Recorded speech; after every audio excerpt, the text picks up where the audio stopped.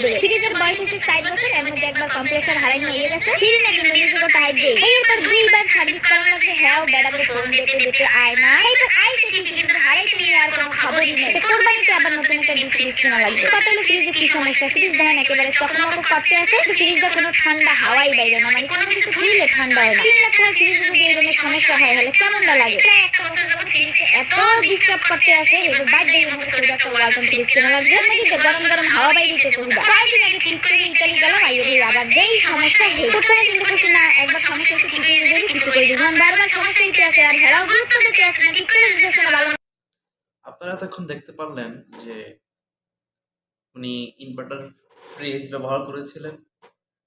তো inverter fridge ব্যবহার করে উনি আপনাদেরকে রেজাল্টটা দিলেন যে ইনভার্টার ফ্রিজ আসলে কেমন। আমি কেন আপনাদেরকে বারবার নিষেধ করে থাকি যে ইনভার্টার কখনো কোনো কিছু ব্যবহার করবেন না।